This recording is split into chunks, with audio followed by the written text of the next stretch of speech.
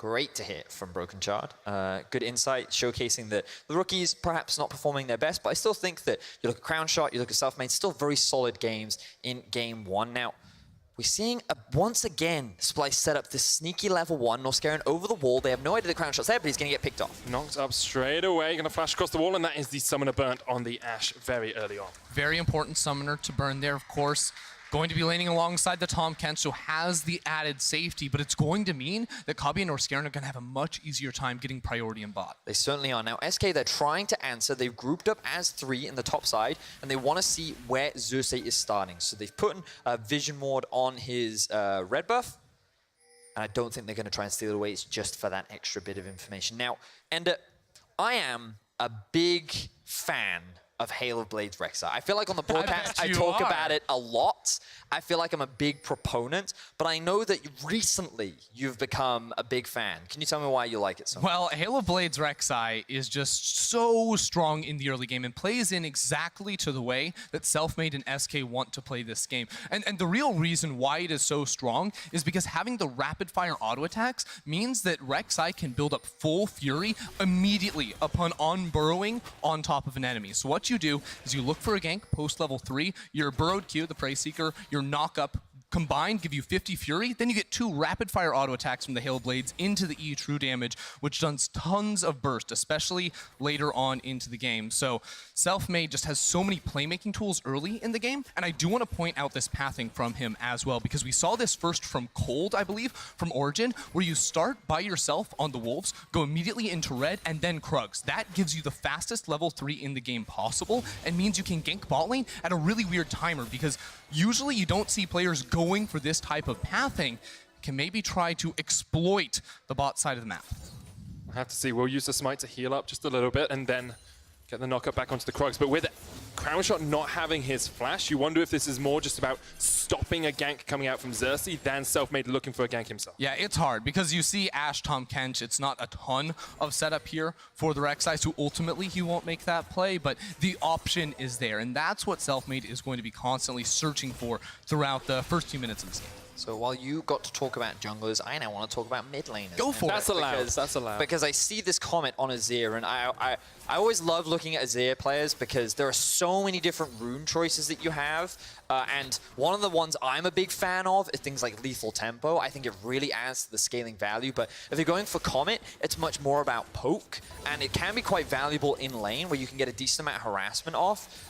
But the fact that he's not going for... Remember that Humanoid is a big Azir player. He, apparently, he used to be an Azir one-trick and is by far his favorite champion. And picking it into the Zoe, one of the advantages that Azir often has is that he can be very obnoxious in terms of his poke, and he can often outrange a lot of opponents. But Zoe doesn't really struggle with that. Because of her Q, she can farm very safely. And so early levels, she's just going to keep pushing and force this Azir to just farm underneath this tower and be in this awkward situation where Humanoid can't really generate much pressure. And the reason why that's important is because it gives Selfmade the option to invade the enemy jungle and look for steals. And this is the Selfmade special as well. Getting into the enemy Krug camp, just stealing it away as much as he can. Xerxe meets him there, but Selfmade will get the extra experience from the big Krugs, and it means that he is now a level 4. SK almost catch out the Splyce bot lane, just backing away down towards that bottom side. Kobbe actually running the heal this game instead of the teleport. Yeah, and that's something you see in maybe some easier matchups down here on the bottom side when they specifically want to play for bot lane more, because I think that Splyce have really good options for finding engagements down here on the bottom side of the map. Post level 6 for Xerxe especially, he can use the Predator boots to lock down a player like Dreams, because of course he can eat Crownshot, get Dreams the Tahm Kench, focus them down and get the kill. And the reason why also the heal is important towards the bot side of the map is you'll notice that they've just gone back to base. And you might be wondering, why would they do that? Because they're going up against a teleport. If you stay in lane, it's very easy for Crownshot to go back home, buy, and then teleport back into lane. Now he has an item advantage, and Splyce wanted to avoid that. So they wanted to just grab this quick couple of items early on, and now they feel a little bit happier. And I think perhaps a mistake from Crownshot as well was hard pushing that wave after they saw Kobbe reset, because Kobbe still got down into this bottom lane fairly quickly and was able to pick up the minions. He wasn't denied many underneath his tower, and it is going to eventually be slow pushing back in towards the side of SK, but it meant that Crownshot couldn't TP back to lane and get any advantage from the summoner. Yeah, and if you're a Splyce fan, you will be looking to Kobbe as a key member to carry this game for the team. They've got him on the Xayah once again. This has kind of been his real breakout split, although he's been in the LCS and the LEC for so long. this has probably been the best split Kobbe has had as an AD carry in the LEC. He's the All-Pro AD carry, he's topped the charts, and he's been so consistent in getting this team to the late game and then being able to carry them in team fights. See, it's always a fascinating discussion to have because... He was spotted, I think he was definitely spotted. You can see the pings. Skarner's also hanging around in the tri-brush. Selfmade, level 5 though already. Pirean on his way down as well through the river, but they do know he's there. Yes. So they shouldn't be overly aggressive in this bottom lane. But to go back to the Kobbe point, he is a player I think has actually always been very good. But I think that this split, he's just been able to have a lot more carry performance in his stand out. And I think that to many fans, he's just been a lot more noticeable as a player. But you speak to pros, and they've often considered Kobbe to be a very talented player, and he's often very good. So I think that it's just one of those times where more people are finally starting to acknowledge the skill. That sometimes you just need the right spotlight to really shine on you, and that seems to be what's happened for Kobbe. You can see All-Pro first team. Norskeren, his support has really stepped up with him as well, and a lot of people I think were a little bit dismayed that Norskeren didn't make any of our All-Pro teams after having such a strong performance in 2018 and a pretty good split this split as well. It's tough competition though when you think of the likes of Mickey, Mithy stepping up, Hylissang as well, and it's definitely been an interesting split for bot lanes here in Europe. Meanwhile, though, our attention gets brought back to the jungler. Now level 6. Yet to make any early game ganks happen, Ender, but still generating a lot of pressure in the enemy jungle. And yet now he is moving in towards this red buff again. He hit level 6. He has mid lane priority, top lane pushing in as well. So this is going to be an important steal away from him. Because he got the Krugs earlier, it meant he had that experience and advantage. And while he's not getting any kills, he is doing his best to build up a lead on his own. And it's not only about getting Selfmade ahead, but putting Xerxe behind. You can see Xerxe still only level 5, doesn't have that Impale yet, can't really influence his lanes as much as he would like. And because, as you said, of that mid lane priority, of the fact that his team can rotate quicker, Selfmade's able to take a lot away from the Skarner. And while, yes, Selfmade is doing a lot to put himself ahead, I still think if you are an SK fan, you're wondering when does that first play happen? Because we know that Splyce are going to outscale. That's just a fact here over on the red side for them. So they are comfortable taking the slow game, making sure the kill count is even, both sides are CSing, and waiting out this SK team that needs Selfmade to find a move soon. See, it's really interesting when we talk about scaling, because when we look at the scaling in this game, we often think about it in team fighting, but it's not like Ashe is a weak late game AD carry, right? Sure. And you think of Zoe in the late game, oh yes, that's definitely a scary champion, right? So in terms of scaling, we have to look at this gank. Predator coming in, Norskeren jumps in, gets the Impale straight onto the Tahm Kench, can't devour himself, charmed up as well, uses the thick skin though, Selfmade on his way, Dream's still alive, Crownshot very low, Kobbe will get the first kill, the second goes to Norskeren, Void Rush used there by Selfmade, trying to get onto the Kobbe, will get him out in response, Xayah teleports in now, and that's 3 quick kills to Splyce in the bottom lane. Kobbe did not have the mana to use his ultimate, but still, it's a massive win on the side of Splyce. Xerxe hit level 6, found the play in the bottom lane, and notice, who did they engage on? It was the Tahm Kench. He flashed away early, but could not avoid the Impale. Great move from Xerxe. Really good stuff there from Splyce, now off to an early lead. And at the beginning of the split, we talked a lot about how Xerxe was this early game ganker. He was this guy that got a lot of leads for his laners by creating these kind of plays. And now we see him actually walk through no vision in the bot side river. Remember that SK actually were investing a lot of their vision and time towards the top side, which meant that in this 3v3 they were able to come out on top, and Rek'Sai, thanks to the heal from Kobbe, wasn't able to get that one-shot kill, and then with the teleport in from Vizicsacsi as well, it ends up being a very easy cleanup, and now that red buff goes over to Xayah, Werlyb forced to teleport as well, and everything looks very good for Splyce in this early game. One really small thing I like from Splyce there as well is they had Dreams, he popped the thick skin, and they immediately turned onto Crownshot. They're like, we can get 2 out of this at least, so they're able just to prioritize those damaged targets and get more out of the play than if they just focused one player down. Both top bot laners come up towards the top side here because we saw the teleports used towards bot, so no real surprises there. But what you want to see now is Splyce using a little bit of this advantage to continue to eke small advantages over SK. Well, we need to see SK maybe turn things around and not lose confidence, because it's oftentimes you'll see a play like this happen and you lose around bot side and then you slow things down. But Selfmade is not that type of player. He knows there's no summoner spells on towards Kobbe. The only problem is that Xerxe is very close by. And Norskeren has his ultimate back up as well. The Zoe has been pinged out. Splyce are aware that the mid lane is roaming towards the top side, and so the bot lane of Splyce showing that respect. Ooh, the Skarner's even been pinged out as well, so good awareness from SK to acknowledge enemy jungler is around, and now everyone is up towards the top side of the map. Karma making her way up as well. SK want to secure this Rift Herald. So notice around this Rift Herald what Pirean is going to be doing with the positioning. He wants to look for a long-range bubble through the wall so that if Splyce were to contest, this relatively low mobility Skarner that has to run towards you without a flash can be punished. There's Humanoid was backing there. Cleanse was not used by him. He does manage just to get away. That was very close. Rift Herald does go down. Xayah will answer with some plates down towards the bottom side, but Selfmade gets the Rift Herald and can use that to try and break down some of these turret plates and get a little bit of gold back into SK's pockets, because at the moment, they are 1,000 gold behind. Yeah, and a lot of it comes off the back of those early kills, but also small advantages being built in lane, especially in the top lane and towards the duo. Now we see the jungler once again up towards the top side. He does have the Predator boots available. He's sneaking in. I don't know. Oh, the sweep is there. So they're just trying to spot out if they can see the vision. They're not going to spot out that ward, so they... Maybe they know it's there, but they couldn't spot it, so they can't now move Xerxe up. Yeah, with how long it still has left on it, they should have seen a Crownshot or Dreams walk forward and put it down, but they know Norskeren has his flash, and Dreams doesn't. Dreams, Crownshot, they're both very, very vulnerable, but the W hit. Does Crownshot know? I think he's aware of it. They're playing so super safe, and you can see Dreams always just sitting at the back, knowing that he can devour up the Ashe. So it should just be Xerxe backing away, which is what happens.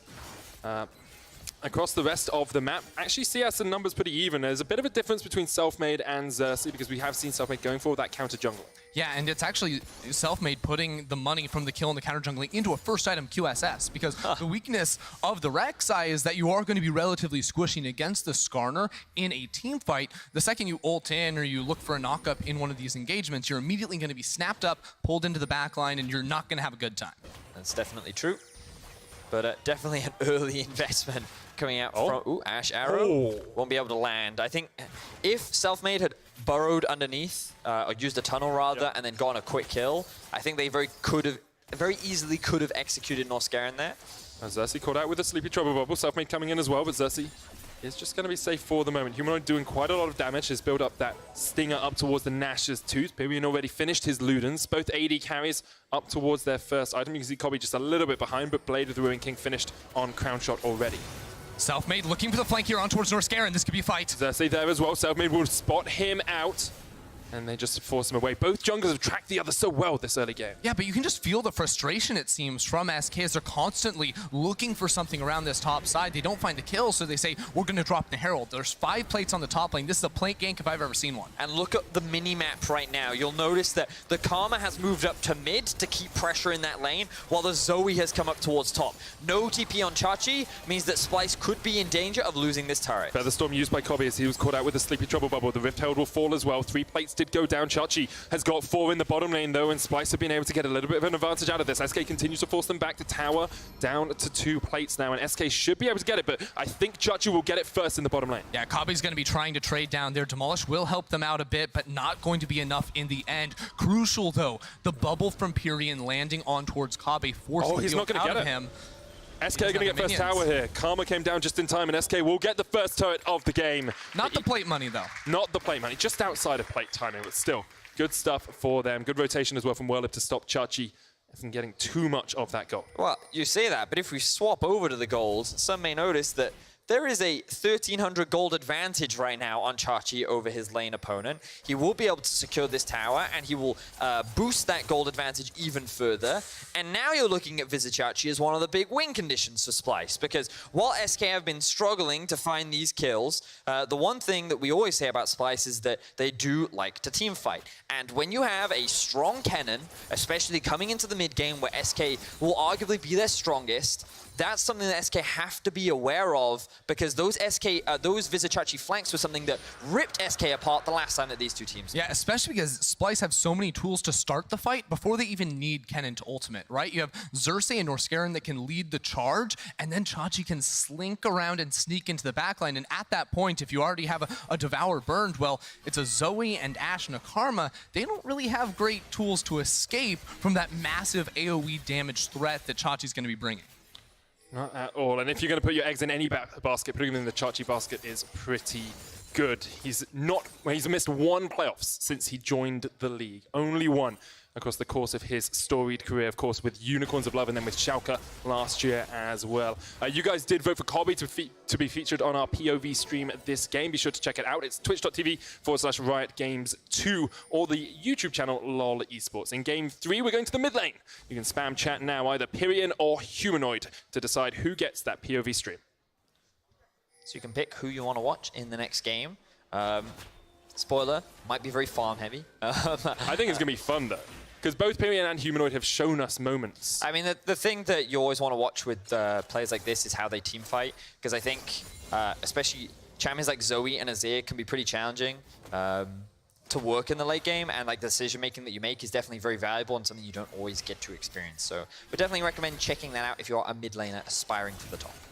We talked a lot at the start of this game and during draft about how SK are on a clock and how they're trying to force the tempo, force the pace of this game a little bit. We're 16 minutes in. There's only about 600 gold between the two teams. It feels like time is running out for SK. Yeah, the window is certainly shrinking, and the difficulty for them really comes down to the fact they just don't have the tools to start fights. The only fights that they are really looking for are the ones where they have a numbers advantage. Yes, you have tools like the Ashe arrow, but ultimately you don't have a strong frontline, and that means that if you get counter-ganked, it could be bad. There is the arrow. Lands onto Norskeren, but he pops the quickness, and Xerxe's there in time. Dreams will devour up his jungler. Selfmade spat out to the back, but the Impale comes down, and that is a very dead Crownshot. Splyce strike in the top lane. Dreams had to use his Devour to save Selfmade, and that left his AD carry completely out to dry. Xerxe is reading Selfmade like a book this game, and it shows. But it's exactly what you were saying, Ender. When you try to make a play with the Ashe out on SK, if the enemy jungler is there, the risk of a counter gank is huge, because you then don't have those tools to disengage and get out of that situation. So good read there from Ender, being able to predict that one, and unfortunately for SK, it means that Splyce come out ahead once again. Oh man, and Splyce have so many tools to stall the initial engage as well. This is one of their biggest strengths in the draft, is when they go for these compositions that punish every mistake, that can stay alive for so long. When you have the Xayah that can absorb that initial engagement, or even the Azir. Later on, we'll see that wall come in very, very clutch when Selfmade is trying to dive him and all of a sudden gets knocked away and doesn't have the ability to access him. So SK, I mean, finding the engagement without the tools is just near impossible, it seems. And now we see Splyce starting to hit that team fighting strength as well. Oh! T-Tours. Yeah, T-Tours, but Norskeren gets out of it in time so he can pop the quickness, and it means, as we say, Dreams had to devour the jungler, leaving his AD carry out to drop. Yeah, I actually really like that from Norskeren. Immediately doesn't try to run away, he just turns around and re-engages. And you got to remember, Rek'Sai very squishy this early on. The Merc Shred's really helping out as well. In the event that he does get picked off, that extra bit of tenacity really mitigates that extra CC duration. So good stuff from him. And again, want to reinforce this Kennen. Level 12, been silently farming off on the sideline. Did use his teleport to try and help out the top side of the map, but Spellbreaker? Spellbinder. I got you, Betty. It has been completed, and it's a very good item on the Kennen as well. You can see Splyce know that in a minute's time that Baron is going to be up. They set up some vision around it. SK are trying to answer. The Sleepy Trouble Bob was landing, and Pirean, of course, with this item and a half, almost 2 items, will do a lot of damage if he can hit those long-range paddle stars. So it's always dangerous for Splyce because they have a few engage tools of their own. You've got the follow-up engage from the Kennen, you've got Norskeren jumping in there, you've got the Impale. But if you get poked out too quickly, too much, before you can actually get onto that backline, it can be very dangerous. Certainly can be. But the problem for SK is actually setting up to have that kind of poke. Yeah. Because one of the things that, or one of the situations rather, where Zoe is very strong is when you play around an objective and you kind of control the sides of that objective. So if we take a very quick look at the minimap, you can see that vision control is actually very strong. And if they were sieging up for this mid lane tower, what you want is like Zoe sitting on one of those control wards and then throwing these orbs over the wall and just chunking opponents away from that objective. But every time SK try to threaten, Splyce just say, you know what, we're 3 people. If you come anywhere near, we're going to fight you. Yep. And SK immediately then disengage, they back away. And honestly, I think they're just waiting for a pick right now. They're waiting for Splyce to make that small mistake where they can try and catch them out. And they're not trying to force anything too big right now. Now look at Vizicsacsi. He is on the flank, will be spotted out by Werlyb and potentially in trouble. Drowsy it up. He's asleep. Selfmade's going to get the knock up, and that is a very dead Kennen. SK find the pick they want. Splyce trying to force something in the mid lane, but they can't do it. without their top laner. Now that will mean Mountain Drake is up for grabs, and without Vizicsacsi being able to influence the map, I don't think Splyce are going to want to be contesting this objective. That's exactly the type of play we need to see here from SK, but you can see it has to be off the back of a mispositioning or a mistake from Splyce. So knowing where those players are, having the vision, as Vedius pointed out, is going to be very important for this team, and for them especially. They need to find the vision, but it's hard because they don't have a traditional tank. And that actually makes it very hard to step forward for deep wards. They can get the protective wards in the river, but not the deep ones that would allow them to push this game further and further ahead. And now we see Splyce just waiting the game out a little bit. You've got 2 items on Kobbe. You can see them all grouping up towards that mid lane. They know they have control. Xerxe will go down towards a side lane once again. You can use that 1-4 split, and with the Baron live, you have to think as soon as Splyce able to find a pick, maybe even Xerxe here chasing out Werlyb. There's no tower. Werlyb has nowhere to go. Shuriken will hit, and Xerxe should just be able to chase him down. Werlyb trying to get the tether off, will land it, but the stun comes out as well. There's the slicing maelstrom, and Xerxe just gets the 1v1 kill. Easy enough stuff for the Kennen in the side lane. Surprised that he held on to his ultimate for so long, but I think he wanted to kind of curve Werlyb back into the lane because he knows how much mobility this champion has. And look, Humanoid coming in from behind. Decides not to go for the sliding glide, Shurima shuffle. Will instead just back away. So everyone returns back to farming.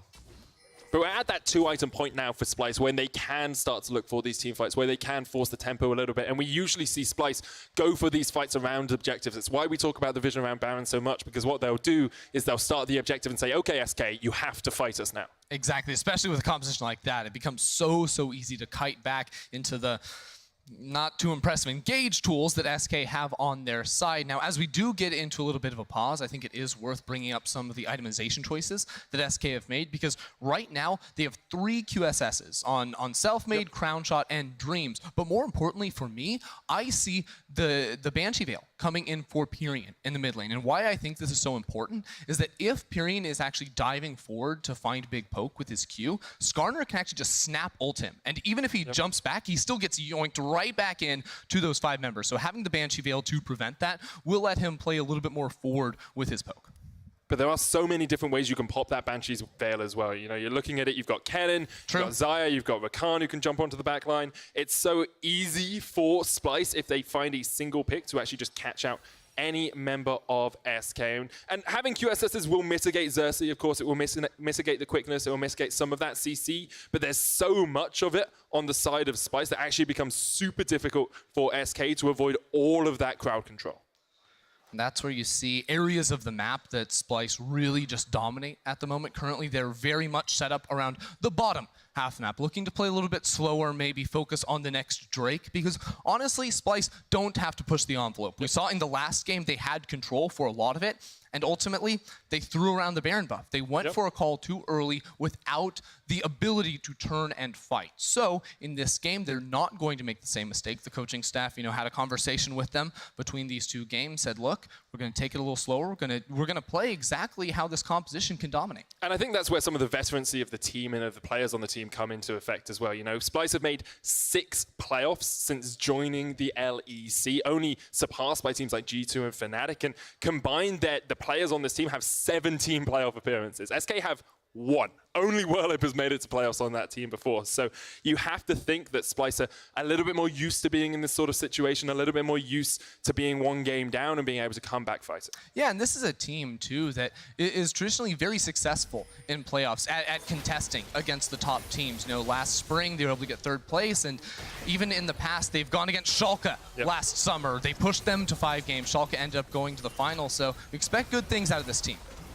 And you expect long series as well. They've gone to 5 games 4 of the times they've been in playoffs. They're only 1-3 in those performances overall, so they've only won 1 of those 5-game series. But the hope always is that we get a good 5-game series today. So I wanted to talk a little bit now that we're back into the game about how the map is set up right now. And if you have a quick look at the minimap, you'll notice that Splyce actually invested a decent amount of vision towards the bot side of the map.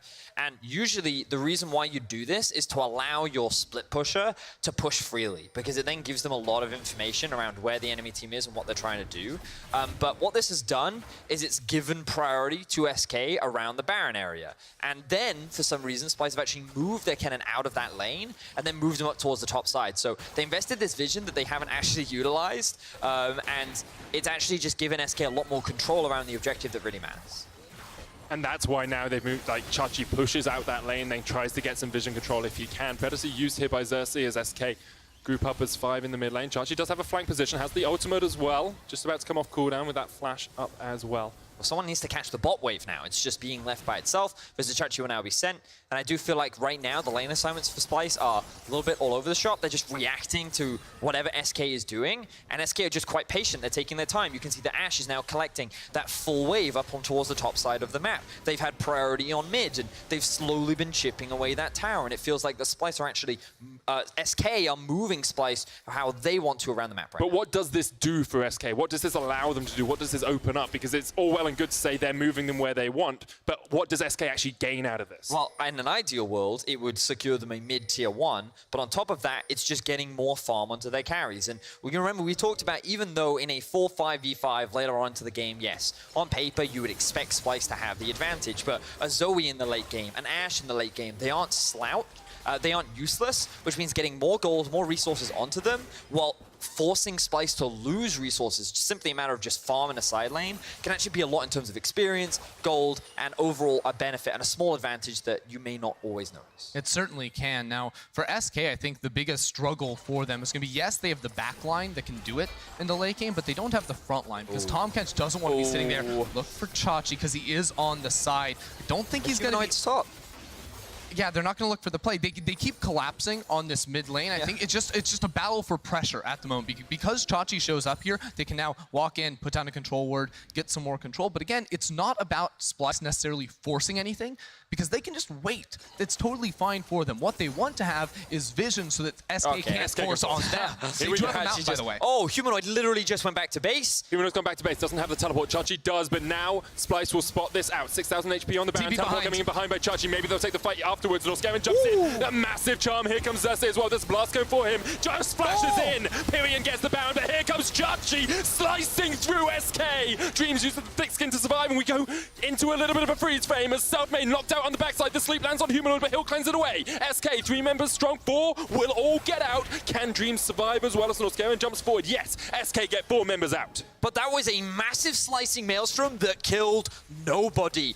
SK walk away with 4 members alive and a secured Baron buff. And Medic, we spoke so much about what does all this vision gain? What is it going to result in? It results in a Baron for SK that Splyce had absolutely no answer for. SK had to pull the trigger right there. They knew they got the Mountain Drake earlier. That single secure allowed them to burst down the Baron quickly enough. And I love that you mentioned the Xayah ultimate, because no, it didn't do any damage, and it's because every single member on the side of SK has some form of MR. Xerxe, no flash to jump on the backline here. SK just poking out as much as they can. A little bit reminiscent of game 1. We saw Splyce fail around the Baron there. They've done it once again as SK push in towards that middle lane. Double cannon wave. Pirean just landing those sleepy trouble bubbles from the side, poking out, and Splyce have to back away once again. And you talked about earlier how we can use this Zoe. This is a perfect example now. They have the pressure, they have the super minions, and noticing how obnoxious this Zoe can be in these sieges. Even though Crownshot has no mana, it doesn't matter. Splyce can't defend, they lose everything. So, Ender, talk us through this fight. Yeah, so right off the bat, Norskeren, I think, goes in a little bit early, because he's trying to just stop them from taking down the Baron too quickly. It is a Zoe that picks up, and then look at this ultimate. It just does no damage right here. Dreams gets a massive shield on the back half of it, and while Humanoid is able to kill Selfmade on the other side, his damage was not present, and that meant that 4 members of SK could survive. And SK now pushing down towards this bottom lane. Like, they are the team that have made the proactive calls. They're the team that seem to just be that little bit more secure in themselves, a little bit more secure in their players here. And they're the team with the rookies, remember, you know, Crownshot and Selfmade came up from Mad Lions, who won EU Masters last split. Werlyb was on that team as well. Dreams has only played for Mysterious Monkeys in the LEC. Pirean's been bouncing all around the world before kind of making his home in SK. But SK, the team that are coming out on top right now. And it's one of those things where coming into this series, something that we discussed was that we felt Splyce as a team are not actually the best when it comes to setting up proactive plays. Usually the way in which they set it up is it's a little all over the shop, and sometimes it's not as clean as they want it. And whereas SK, they're a little haphazard in their setup. So they just kind of go. They're very gung-ho, very active. They're like, oh, if we see an opportunity, we'll go for it. All or nothing. But when you look at this game, Splyce, even though they had a big advantage, it felt like they were the ones being controlled around the map. And it was SK that have actually been very patient in their play. They tried to force a couple of fights, and they didn't go their way. So they actually then slowed the game down, and they've just been very meticulous in how they've controlled the map. And it's very surprising to have these rookies control these experienced veterans in Splyce as well as they have. And SK will force up towards this top lane tower now. You can see how Pirean using the terrain to get those Sleepy Trouble bubbles back towards the backline. Humanoid had pushed down bot, now has rejoined his team. But Splyce, a couple of thousand gold in the hole as SK continue to use this ban buff. 10 seconds remaining on it. They've got a lot out of it already. Yep, and Splyce, they can't force a fight. There's no flash on Kennen, Skarner, or the Rakan, so it's very difficult for them to find the 5v5 without those key spells. It's also really difficult to just engage on a karma. This champion is so obnoxious. There's the Tahm Kench as well, and look at Xerxe. He's like, what can he do? How'd you get anywhere near the Ashe? Just slows you consistently. Norskeren tried to jump into the backline, but already Xerxe down to basically no HP. Norskaren's still alive. Humanoid using the soldiers as the best he can alongside that Sundis, but he's going to get chased up. Void Rush straight into the back. Immediately pulled in with the Impale, but Selfmade goes golden with the cleanse. The QS. Still alive. He's still alive, and he gets out. Featherstorm used from Kobbe. Almost burst down in one, but all of Splyce are just limping back towards their fountain as SK break into their base. SK lost the Baron, but they don't even need it. They take down the inhibitor. They have a minion wave in the top lane as well. They're not going to make too much use out of that one, but with another Baron coming up in a minute and a half, SK have all the momentum. SK are defying expectations right now. In game one, they looked like that they managed to steal away a victory from Splyce, but in game two, they are earning this victory fair and square. And even though they were at a deficit, they've done a fantastic job of reclaiming control, breaking into the base, and now it is Splyce who are on the back foot. And as much as we said, you know, Splyce are the better late game team fighting comp, this is the power of an Ashe. This is the power of a Zoe if you can make just these slow catches. And without the flash on Xerxe, it becomes near impossible. Norskeren tries to find the engagement, but there's a Tahm Kench right there. They can just keep going for the slows, and this one, I mean, I feel you, buddy, with the ultimate in here from Selfmade. He survives. He does survive. Ultimately, he does, and this bubble is so clutch here on towards Kobbe. Now, Selfmade pops the Q a little bit early. He actually allows Kobbe to survive because the paddle star was coming in from Pirean. Had he not broken the sleep, that would have been a kill, but it's still a massive win for SK. Now, Xerxe has the flash, Chachi has the flash, Norskeren has the flash as well. This, you have to feel, is Splyce's final stand. Baron up in 30 seconds. They'll try and get some vision around it, but if SK can continue to play the way they have been, Splyce don't stand a chance. I mean, what's really important to remember is that still, on paper, in the 5v5, Splyce should have the advantage. They have so many engage tools. Azir is level 16, Kennen is level 16. Like, this is a bread and butter team fight composition. It's just about finding that fight. And if they can find it, Splyce still have a shot at winning this game. Yeah, so SK need to play around the minion waves. They have an inhibitor in mid lane. That's why they're all up here on the top side of that. But keep in mind, there are flashes on all the primary engage tools of Splyce, and they want to find it. Norskeren flashes in, lands the charm onto the devoured Crownshot. Here comes Chachi as well. The slicing mouse from straight onto the backline already. He's taken down one. It's the shutdown. Void Rush used by Humanoid's going to push Werlyb back into the team. And Splyce have found the fight they needed. They found the comeback. And it's only Pirean who walks away alive. Splyce had the spells, and they found their fight with Baron up. They want to look for one more kill. Pirean is on the run, but hey, Splyce, there's some speedy boys. There's not many places Pirean can go from here. Sleepy Trouble will connect. The flash away will get him to safety, but with Baron live, you have to think Splyce should secure this objective. And we were just talking about it. Splyce still have that team fight comp. On paper, if they found the fight, they could come out on top, and they pull it off. Now the Baron is in their eyes, and all that's left for SK is if Pirean can interrupt. Can he be obnoxious enough to stop it? But with the arrival of Humanoid, I don't think they will be. I have to think Pirean can't do much here. Norskeren just tanking up the paddle stars. 5,000 HP left on the Baron. Going to be secured. Teleport actually used here. Crownshot coming in. The Baron does fall, and immediately Crownshot runs away.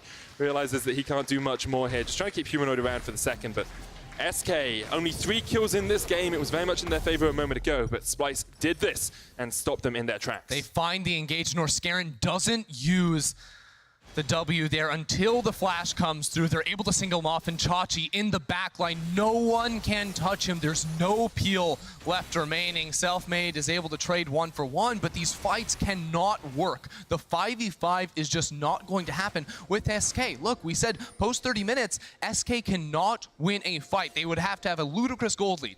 I've got news for you. It's bang on even, and that means Splyce are winning. And what's really crucial as well is that we've talked a lot, like, the reason why SK were winning so much is because those summoner spells weren't available. The flash is crucial. We talked about how difficult it can be to engage on a Karma, but now Splyce have time with the Baron to just wait for those summoners to be available again before looking for the next fight. Wave clear from the side of SK is still strong, so I feel like Splyce need to force something, but again, it's difficult for them. So you're still evaluating if SK can just stall out this Baron buff and wait. Arrow used by Crownshot onto Norskeren, but he'll just jump away. It's a sizable level advantage on the Splyce side here. Humanoid already level 18. So Vizicsacsi was just about to go back to base. There was a ward that he could TP from behind, but keep your eyes on Vizicsacsi. If a fight is going to happen, it's going to be the Kennen. Here comes Kennen waiting in the bushes. A control ward there. Crownshot's up towards the top side of this, but Xayah decides he doesn't want to go in. Pings came out from SK. They were defensive. They were aware that that could happen. And once again, both teams just back away. The line of scrimmage is reformed. The best part is that both teams are so hungry to fight because SK know the clock is against them. It feels like their time has run out. And Splyce, they've got a 100% crit chance now on towards Kobbe. Humanoid almost has his Rabadon's death cap. This team is built for the 5v5 and they want it. Selfmade heading down towards the bot side of the map. The Tahm Kench ultimate was used as well. See if they could catch off Vizicsacsi, and that might be the window that Splyce used to siege onto this tier 1 tower and finally take it down, but they cannot wave clear. Oh, okay, finally they'll be able to get past Pirean and Werlyb. 34 minutes. Took them a really long time. But Their Baron is now about to run off. Well, they've still got a minute left. Let's see what else they can get off the back of this.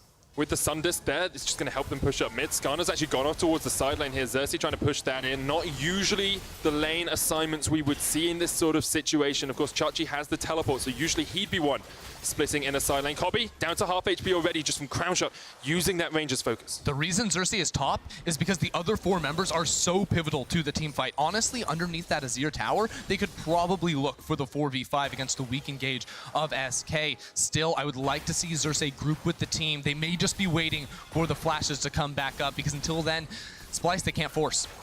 Tower down to a third of its health. SK still able to defend, able to hold on for the moment. The inhibitor, of course, has respawned in the mid lane for Splyce, so no more super minions pushing in there. That Sun Disc going to expire pretty soon. Xayah catches out Selfmade, but he'll just use the tunnel network to get himself back towards his own base. Norskeren chunked out there, but able to survive with the battle dance. Splyce really struggling to break past the defense of SK. We're looking at almost 4 items on the Azir, though, with that Rabadon's Death Cat coming up. You've got 3.5 items on Xayah. Very powerful players here on the side of Splyce. I mean, the thing is, that is very important, right? And this is great for Splyce. And you're like, okay, level 18 Azir, wonderful, really happy for you. But if they can never use it, those items don't mean anything, right? And even though you can be a full item behind on Zoe, if she hits you and you don't hit her, fun fact, doesn't matter what items you have, she's going to win that trade. She hits Kobbe, the sleep comes out, Kobbe uses the QSS, but immediately the arrow comes out. Norskeren with a charm, the shutdown! And as you predicted, Vedius, if Zoe hits you and you don't hit her, there's not much. But here comes Xayah! Onto the backline, takes down one. Humanoid shuffles in, Pirean flashes away. Dreams will be the second to follow. It's a 3v3 now as Werlyb and Pirean just back away. Selfmade does have a flank position if they want to go in, but they decide against it. Both bot lanes have been wiped out. Humanoid wants to find the engagement. The rest of Splyce right there behind them. There are no objectives yet on the map, but they're still going at it. The rookie mid on the side of Splyce could sense glory there in a moment, but Werlyb, with his experience, was able to flash away just in time. 37 minutes in, there's nothing in this game, and we'll re-see that fight once again. So the first thing to note is the position on the minimap. A lot of damage goes down onto Kobbe, but because this is a 3v3, SK can look to make this fight. The problem is that they get stuck in the ensuing fight, allowing time for Vizicsacsi to then join. And the moment the Kennen arrives, this is where the damage comes through, and this is where SK start to fall apart. We talk about it so often. Kennen engaging from the front of the fight can't do anything, but when he finds the flank, you just have no other option against it. You cannot escape from that massive field here, and sitting on 4 items currently, he's been the player sort of gone unnoticed, but you see how much damage he's done over the course of the game. He's really stepping up in the fights. Pirean flashes away from the shuffle there out of Humanoid. Elder Dragon up in 4 seconds. Baron up in just half a minute as well. Both these teams just, they continue to fight moment after moment. SK gonna step into darkness here as they face check the bush. Xerxe still has the flank position. Ultimate just about up as well. Elder Dragon down to about 3,000 HP. They're trying to catch out Xerxe, but the Elder Dragon so low. There's a flash. Xerxe jumps onto the back line. The quickness used as well. Dreams is assassinated. Crownshot trying to survive on the back. Humanoid shuffles away, but the Void Rush from Selfmade will chase him out. Selfmade takes one. Pirean goes down as well, but now it's all on Crownshot. Kobbe comes in from the side. The Blade Caller pulls him back. It's a triple for Kobbe, but now he's in a 2v1 situation. Selfmade and Werlyb against Kobbe, the only man left alive on the side of Splyce, and SK somehow come out on top. And while this whole fight was going down, minions were pushing in the top side. Right now, Werlyb is shoving up that middle lane. All Selfmade has to do is stop Kobbe from getting back to base. There's no ultimate, no flash on towards Kobbe. Selfmade might be able to one-shot him if he can get on top, but he can just wait. He doesn't have to find the engage. Selfmade is hunting. He's trying to do what he can. You can see Werlyb up in the top lane right now, working through these objectives, but he recognizes the respawn time is not going to take the gamble. Will back away instead. The pings are coming down towards the Baron. They want to get some vision. But let's have a look at how this fight actually played out. This is the best case scenario for Splyce, because they're like forcing SK into a 5v5, and Vizicsacsi finds the flank, and you look at all this damage, but the crucial thing is Crownshot doesn't die, and Selfmade gets onto Humanoid. So much of the damage just disappears. And he's also able to get out of the Skarner ultimate. He has the QSS and buffers the rest of the CC with the ultimate coming in from the other members of that team. So he follows up on towards Humanoid, and with that, they get the Baron. SK get the Baron, but already Splyce have gone across towards the Elder. The Enchanted Crystal Hour used from long range doesn't connect onto anyone. Elder Dragon started up. SK, they want this fight. Xerxe has the teleport, but he's up in the top lane right now. 6,000 HP left on the Baron. Elder Dragon, sorry, it's already down so low. Norskeren tries to stop him. That's the smite coming out from Xerxe. They'll secure it. Void Rush used by Selfmade, but he's going to be sacrificed.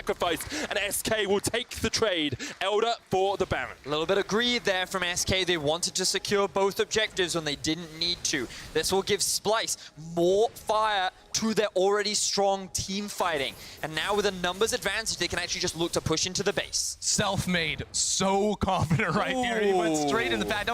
Don't know about that one, buddy. Not having the ultimate gonna make it much harder to siege, but against the Baron without one of your own, it seems like both of these buffs are just going to neutralize each other. Baron buff will be on the side of SK for 40 seconds extra, and maybe they can do something with that. The only reason why I think that won't be the case is if Splyce can be proactive and pull the trigger. They have flashes available. They can look to just dive. And when they have a numbers advantage, they are this strong, there's no reason why they should be afraid of doing so.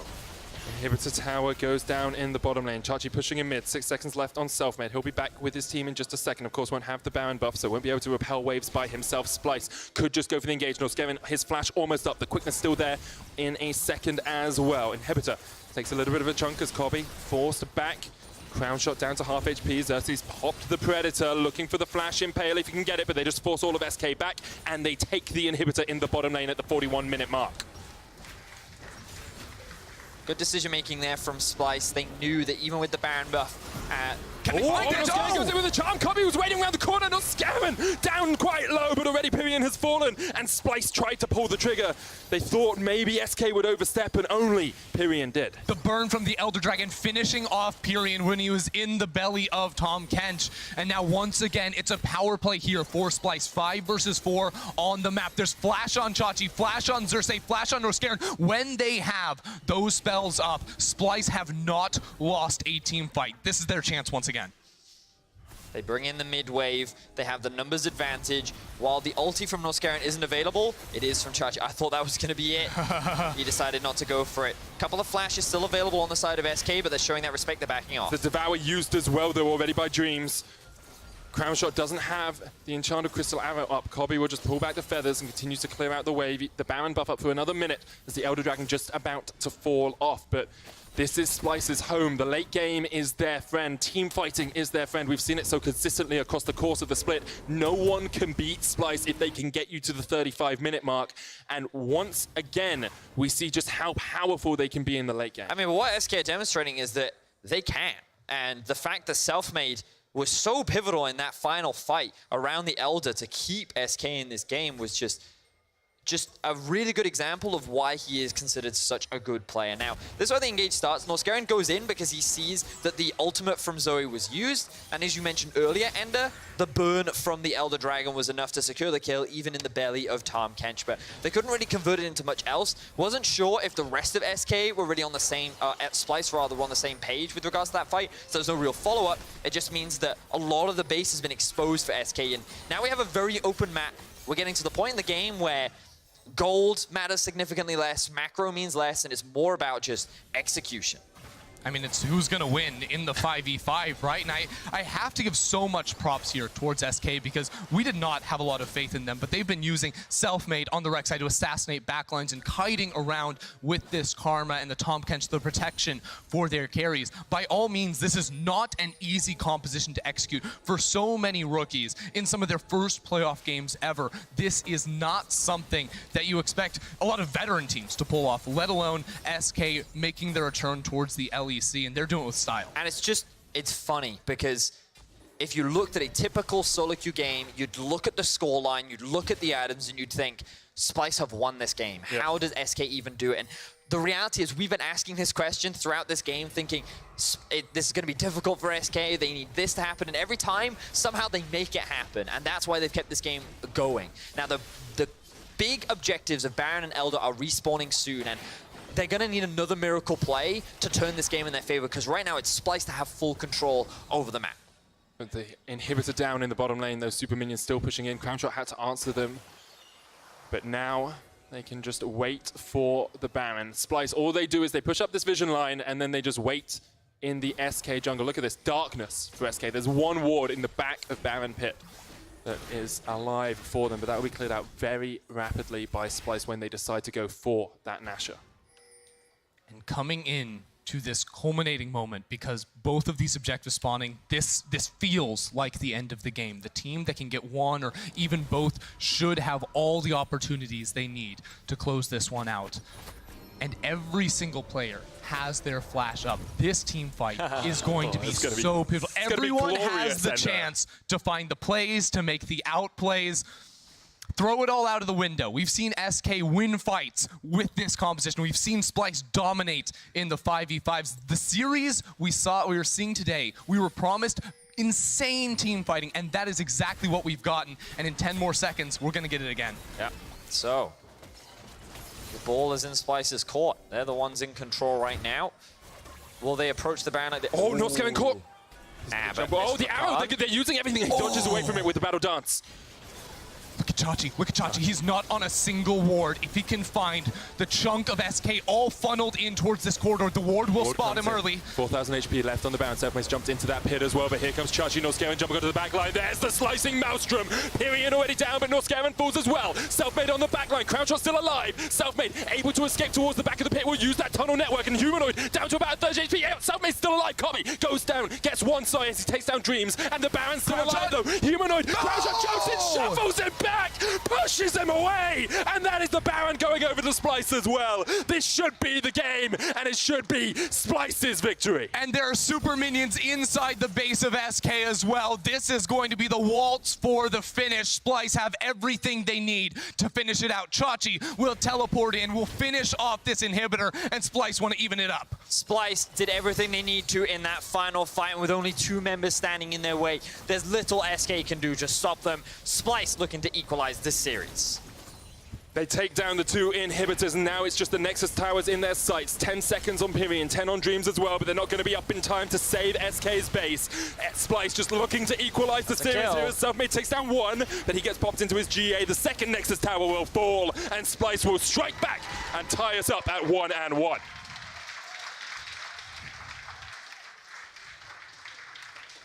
A lot of props need to be given to SK to how they played out this game, but we said it was a timer for SK.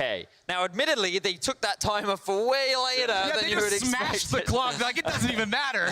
But in the end, the timer ran out. Splyce's comp was too strong, and around that Baron area, with so much darkness for Splyce to play with, there was little they could do. And we said it so many times, if Vizicsacsi gets that flank, it's pretty much over. He found the perfect flank. Yep. Selfmade couldn't steal away the Baron. Everything came together for Splyce, and they pick up their first win. I'm just blown away at how much this series is delivering for me, because when you see this, we had so many expectations coming in for both of these teams, whether it was the late game scaling of Splyce, the early game performance of SK, and these teams said, no, we have some elements of that, but it's ultimately just going to come down to individual outplays within the team fights. In game 1, in game 2, that was the key, and it's just going to keep getting better from here.